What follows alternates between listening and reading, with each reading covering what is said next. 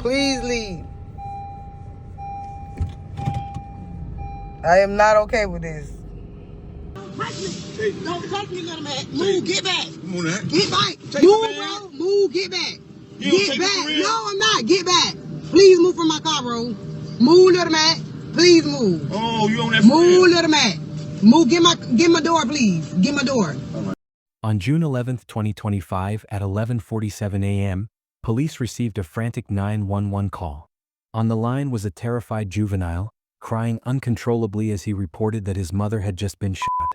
When investigators rushed to the home off State Road 715, the scene they walked into was horrifying. Inside the bedroom lay the lifeless body of a 32-year-old woman, struck by 12 gunshot wounds. Even worse, her children were gathered around her, screaming in fear after witnessing the moment their mother's life was taken. As detectives began putting the pieces together, the truth sent chills through the community. The person responsible wasn't a stranger, it was her own boyfriend. He had killed her simply because she dared to reveal his secrets online. But what investigators uncovered next was even more disturbing. In this household, I don't understand this shit. I'm gonna be pretty doing it. Get your motherfucking child. So I honestly feel like I don't get paid enough to babysit. I don't give a if they is my own kids. Pay me. I gotta miss work to take care of the kids. Pay me. I gotta miss an event to be with my kids. Pay me. Period. So if I gotta wake up out of my sleep to see about your child, pay me. And I'm not just saying like, oh, I think I deserve to be paid to watch my own kids. No. This is the tragic story of Shantae Butt's mother of 6 children. Born in West Palm Beach, Florida, on February 5, 1993, Shantae Letitia Butts, lovingly known as Shay, grew up in South Florida. Her childhood was filled with instability. She had been adopted, and she often spoke openly about how that experience shaped her view of family and love. So let's get into this next reality check. So I'm 30, finna be 31, and I was adopted as a child.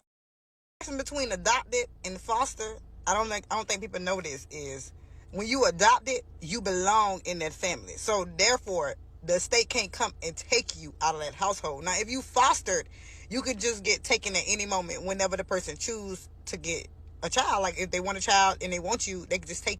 For Shantae, family meant everything. She wanted to give her own children what she didn't always have growing up: stability, safety, and unconditional love. As an adult, she built her entire world around her kids. Her social media was filled with photos of her attending school events, cheering from the sidelines, and squeezing in family outings despite her demanding schedule.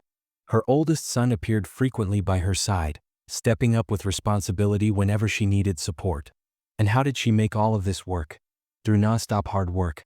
Shantae took on more roles than most people could imagine. She worked as a home health aide, a job that required emotional strength and compassion. But she didn't stop there.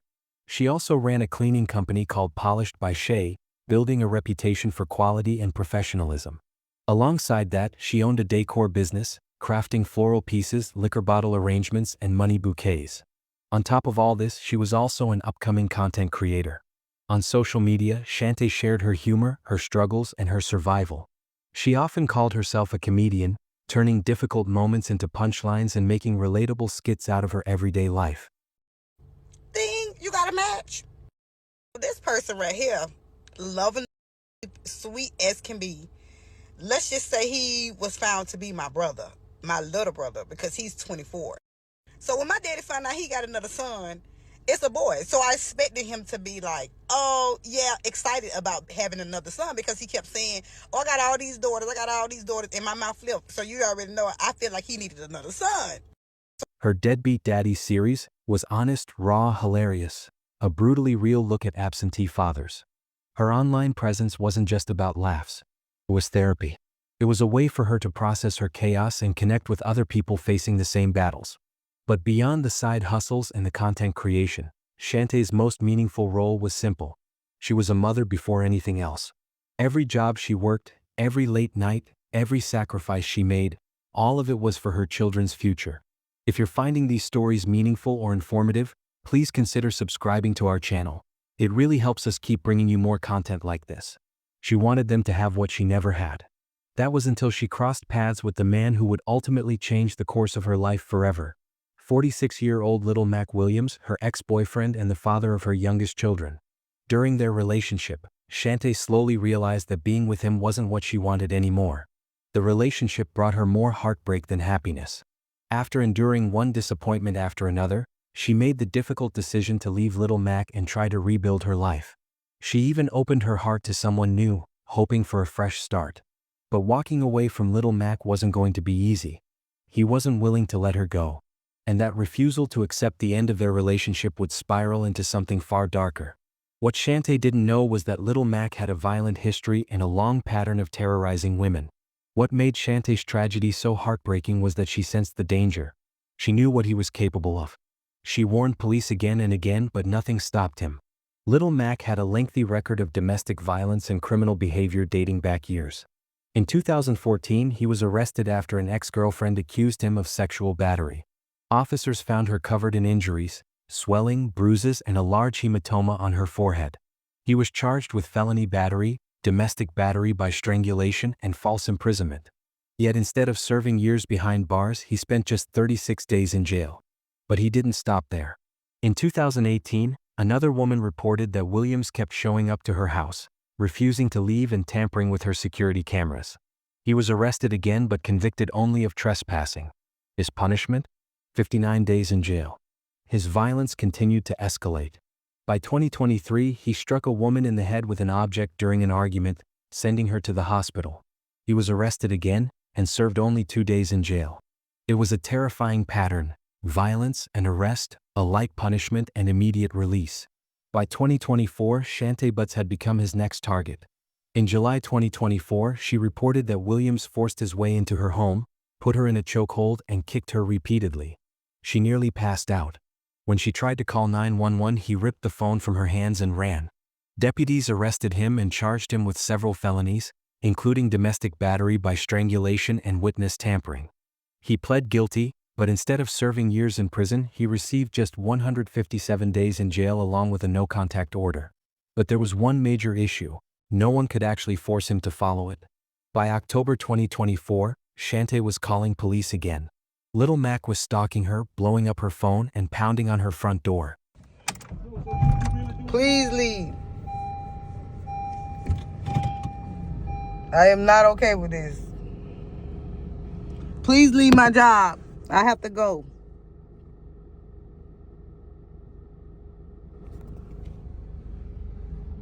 He was arrested once more for violating the order, but by November 2024, things escalated even further. He broke into her house, attacked her, and stole her phone. Prosecutors downgraded the charge from felony domestic battery to a misdemeanor. He pled guilty again and served only 66 days in jail. Despite all of these arrests and convictions, Little Mac was still out, still violent, and still obsessed with controlling Shantae. And it was only a matter of time before his threats turned deadly. Some women try to make excuses for men who refuse to change. Shantae enjoyed creating her viral All Deadbeat Daddy series, but Little Mac wasn't having it at all. To her followers, it was just entertainment, a raw, unfiltered look at her frustrations with absent fathers. Some women, me, I'm putting myself in that category, make it okay for not to be shit. By that, we'll get with somebody who we know ain't shit, right? Just go through the motions, just being in our relationship because we so happy that somebody loves us. But we can just love ourselves, if that makes sense. Take care of the household, do what we got to do, because in reality, we just not feeling like we housing the. But in reality, we housing the. And from the outside looking in, it looked like he's helping or contributing because your life is still going on the same way. In reality, you up and screaming to the top of your lungs because every time you turn around, the bill keep flying past. You got to catch it. You got to be the bill catcher. And the just sleep. He may be contributing to your life, but he ain't contributing to your bills in reality, because you so hell bent on doing for yourself, or, oh, I been paying my bills. Oh, I ain't gonna let no nigga pay my bills. Oh, this and that. No, let him pay half. But to Little Mac, it felt personal. He believed she was exposing his private business and humiliating him for everyone to see. What felt like self-expression to Shantae felt like an attack to him, fueling anger that grew worse with each passing month. By July 1, 2025, everything had reached a breaking point. Little Mac showed up at Shantae's workplace. What she didn't realize was that her ordeal was far from over. On July 5, 2025, deputies returned again to her home in Belle Glade, Florida. She told them that little Mac had shown up outside her house, banging on windows, yelling her name and taunting her about a missing firearm. He refused to leave. She told deputies plainly that she believed he was going to kill her. So she made a decision. She filed a restraining order against him for stalking and harassment. But that same night she saw something terrifying. Shantae checked her doorbell camera and saw little Mac back again, pacing in front of her home and tampering with the camera. He wasn't just harassing her anymore. He was hunting her. Terrified, Shantae fled to a hotel in nearby Clewiston, desperate for one night of safety. But even in that hotel room, she couldn't shake the fear that he would find her. She posted online about what she was going through, about how the system wasn't protecting her. And she was right. Because days later, her worst fear became reality. On July 11, 2025 at 11:47 p.m., Shantae's oldest son called 911. His voice shook with panic. His mother's ex-boyfriend had broken into the house through a window. The boy told the dispatcher the man was demanding, "Where's your mother?" Then there was silence. Then his voice cracked as he cried out. His mother had been shot. Deputies rushed to the home on State Road 715 in Belle Glade. Inside they found chaos. Children screaming, Shantae lying unresponsive on her bed with 12 gunshot wounds. Tragically, she was pronounced dead at 11:58 p.m. Her boyfriend, who had been inside the house that night, was also shot in the chest but somehow survived. But there was one haunting truth. All 6 of Shantae's children were inside that home as gunfire filled the air. Some hid, others screamed. Her oldest tried to shield his siblings, even as he witnessed his mother gasping for air while little Max strangled her before firing the shots. The children will never forget what they saw. Outside, the scene was almost unreal. No chase. No shootout. No dramatic standoff. Deputies found little Mac lying in the street with his hands behind his back, waiting to be arrested. The same man who terrorized Shantae for years surrendered quietly after killing her on July 12, 2025, one day after Butts was found shot to death in her home. After years of avoiding real accountability, he finally let himself be taken into custody. During questioning, little Mac denied everything. He claimed he didn't know who the other man in the house was, insisted he never fired the gun, and told investigators he didn't know where the weapon was, despite Shantae recently reporting that he stole her firearm. Also in Palm Beach County, one person is dead, another is injured after Belle Glade. The suspected man now behind bars, 46-year-old Little Mac Williams, was arrested after allegedly running away from that crime scene. It happened just before midnight on Friday on State Road 715 in Belle Glade. Deputies received a 911 call from a child who said his stepfather broke into the home and heard his mother being shot. When deputies arrived at the home, they found Williams' ex-girlfriend and her current boyfriend both suffering from wounds. The ex-girlfriend, the other victim, was taken to the hospital and is expected to survive. Williams surrendered to deputies. Investigators found evidence of a violent struggle. And most importantly, they had the eyewitness testimony of Shantae's children, who watched him murder their mother. After reviewing the evidence, the horrifying truth was undeniable. Every part of this crime had been predictable. Every warning sign had been reported. And still nothing stopped it. To understand how it happened, detectives dug into little Mac's history. What they found was the pattern of a violent repeat offender who should have been behind bars years earlier. Shantae had warned everyone. She warned deputies. She warned the courts. She warned her friends and her family that he was going to kill her. She even fled her home days before her death, knowing he was circling her like a predator. And still the system failed her. News of Shantae's murder devastated Belle Glade. Survivors of domestic violence are told to speak up, document everything. But for one Belle Glade mother, even that wasn't enough. Tonight, we're uncovering how her death fits into a larger pattern and why advocates say the system is still falling short. CBS 12's Katie Benty joins us live in the newsroom with that story. Katie? Liz, Shantae Butts told deputies she was being stalked. She had the video, she filed reports, and just days later, she was shot in her home. Neighbors remembered her as a hardworking single mother who devoted her life to her children. Now those children are left without their mother. Her oldest son, the boy who called 911 that night, will forever carry the trauma of describing the man who murdered his mom. For the community, it was both a relief and a tragedy. Relief that he was finally behind bars. Outraged that it took Shantae's death for anyone to stop him.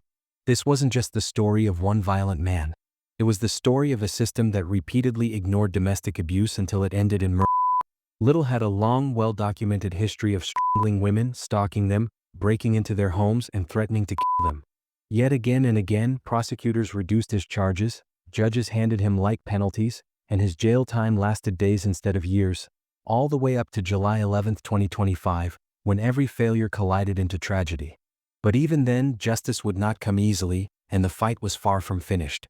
Now, Little Mac Williams sits behind bars in Palm Beach County, facing charges of first-degree murder with a firearm, attempted murder, and possession of a firearm by a felon. Prosecutors made it clear they intend to push for the harshest sentence possible, pointing to his repeated offenses and the sheer brutality of what he did. Those charges mean Williams could face life without parole or even the death penalty. But the community is left wondering why it took Shantae's death for the system to finally treat him as the danger he always was. A memorial was held for 32-year-old Shantae Butts in Palm Beach County, drawing family, friends, neighbors, and even strangers who had followed her story online. Her children sat in the front row, holding onto each other for strength. Her oldest son, the same child who made the 911 call, stood upright, but his eyes looked emptied out, as if his childhood had been taken from him in a single night. Every eulogy reminded people that she was so much more than what happened to her. She was a hustler, a creator, a mother who poured everything she had into her kids. Her best friend said she was the kind of woman who could make something out of nothing. Shantae's family demanded accountability not just for Little Mac, but also for the prosecutors and judges who kept letting him slip through the cracks. In Belle Glade, this wasn't seen as another crime. It was a devastating reminder that domestic violence often ends not with protection but with loss. Before long, activists began holding vigils, calling for stricter enforcement of restraining orders, harsher penalties for repeat abusers, and more resources for women trying to escape violence. If law enforcement's being called, it's something's going on. There's something major that's happened. I mean, the homicide rate is high, especially when someone's trying to leave that abusive situation. That's when they're at the highest risk. Safety planning, escape planning, all that's happening right from the minute that we get that phone call. Shantae's funeral service was held on Saturday, July 19, 2025, at 2 p.m. at First Baptist Church Belle Glade, and she was laid to rest the same day at Foreverglade Cemetery and Mausoleum. News outlets across the country soon began covering Shantae's story. They highlighted how she did everything survivors are encouraged to do. She left him. She filed reports. She pressed charges. She put up cameras. She documented every threat and every incident, and still it wasn't enough. Advocates stressed that restraining orders are treated far too casually, as if they're suggestions instead of legal protection. Judges often reduce felonies to misdemeanors, and women are constantly told to stay strong, even when the system refuses to give them the support that strength deserves. Experts warned that Shantae's case was not unusual. In fact, strangulation, something Little Mac had done to her before, is one of the strongest predictors of homicide and domestic violence. But courts continue to minimize it. It's time for real systemic change. Domestic violence is not a minor issue. Strangulation should not result in a few weeks in jail. And restraining orders should not be meaningless pieces of paper. Shantae deserved protection. She deserved safety. She deserved the chance to watch her children grow up. Instead, the system failed her and she became another statistic. But her story is also one of strength. A woman who kept fighting and a community determined to turn her pain into change. Love ourselves, if that makes sense. Take care of the household, do what we got to do, because in reality, we just not feeling like we house. But in reality, we housing. And from the outside looking in, it looked like he's helping or contributing because your life is still going on the same way. In reality, you up and screaming to the top of your lungs because every time you turn around, the bill keep flying past. You got to catch it. You got to be the bill catcher. And the just sleep. He may be contributing to your life, but he ain't contributing to your bills in reality, because you so hell bent on doing for yourself, or, oh, I've been paying my bills. Oh, I pay my bills. Oh, this is let him pay half. Halfway contributing to all your problems in your life. Just don't choose no bad. We'll get with some we feel like, oh, they good for us, and in reality, they ain't shit, because from the Rest in power, Shantae. What do you think about this? Share your thoughts in the comments. And if this story moved you, please like, share, and subscribe for more stories like this.